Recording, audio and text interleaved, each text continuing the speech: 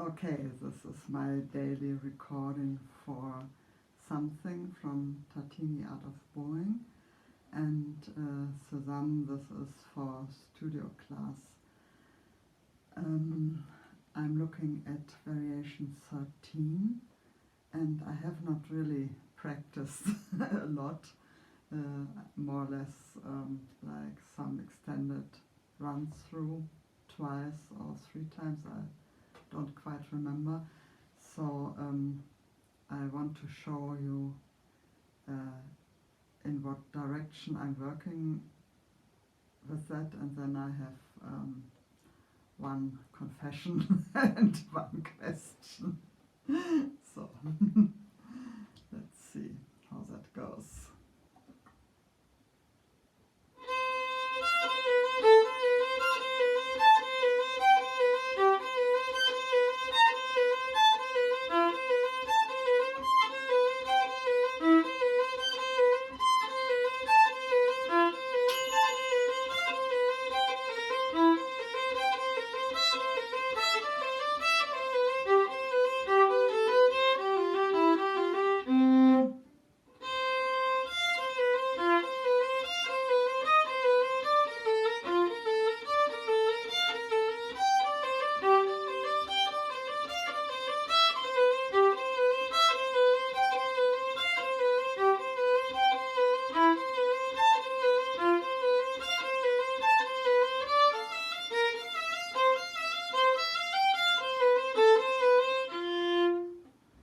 Okay, so there was one wrong note, I think, in the second to last line. Maybe in the last measure, I don't quite remember. But I noticed that, so I can see that it doesn't happen again. That sounds terrible. So my confession is that I'm completely set not to play in the very first measure to play the fourth finger A. So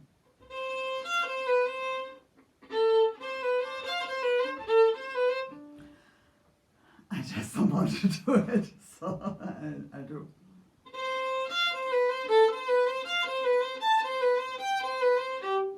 I think it's fine. I mean, I'm not a purist.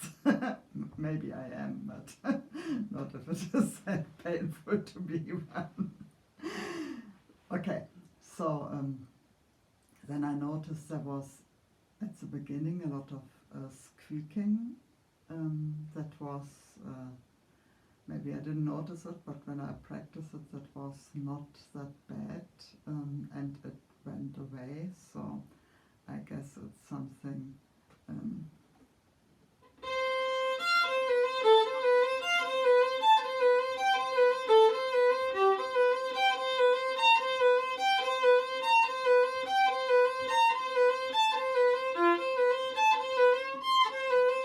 yeah, that's the question. So this C octave.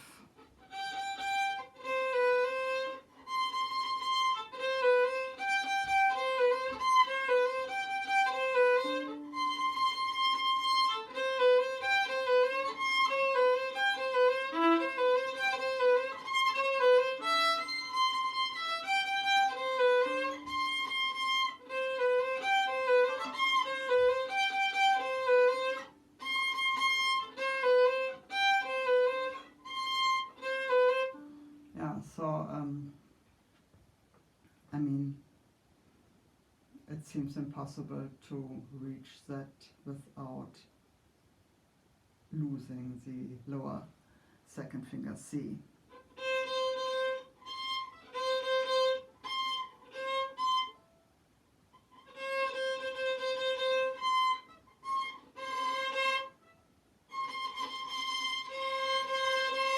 So I can conceivably get that in tune with lots of preparation and starting from the fourth finger, but I don't think in this figure where I start from the second finger C and then have to go up.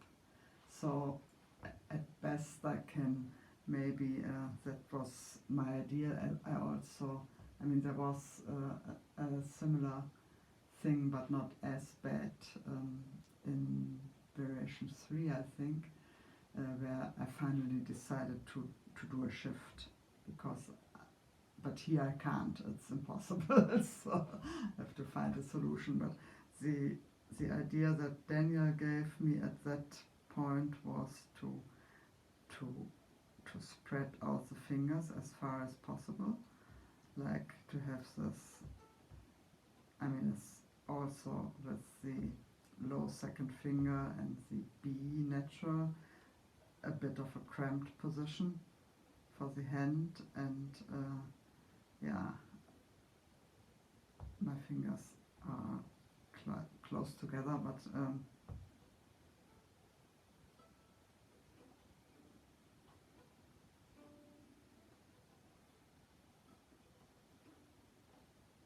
so I imagine to do something like that.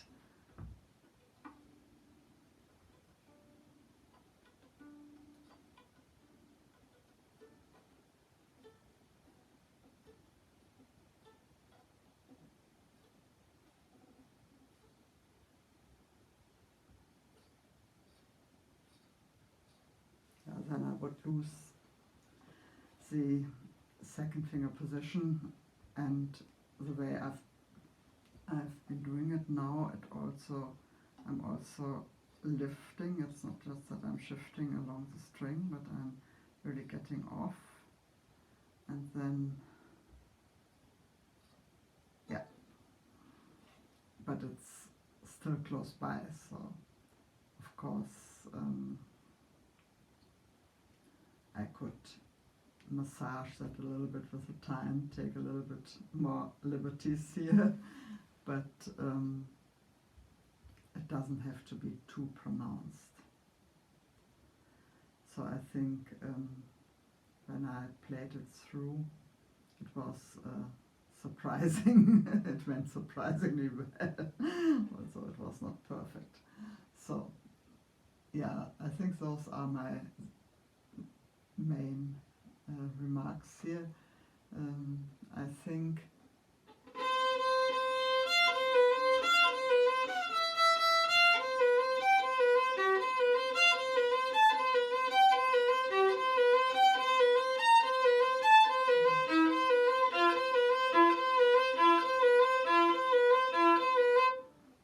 that works quite well. I mean, you can tell me otherwise, but maybe I'm deceiving myself. We've been talking about fast bows for eighth notes, opening from the elbow. So that was something that I'm supposed to learn, and I think it's easy to, for some, because of the context, it's easier for me to do that in this context.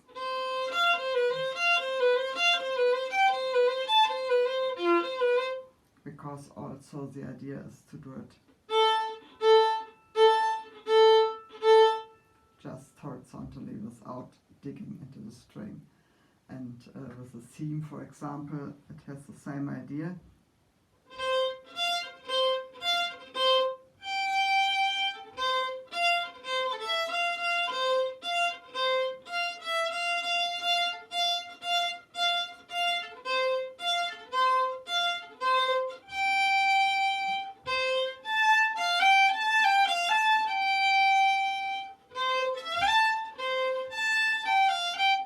Here it's a little bit more difficult probably because I've never thought about playing it that way.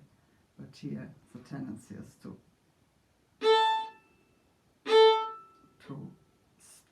dig into the string, to have an attack, and also to stop with some kind of noise, and just to stop and start just with this horizontal movement very fast. That requires some kind of retraining.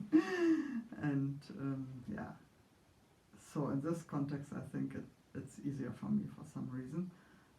Maybe because there is no option of doing it in a different way, and that is, yeah.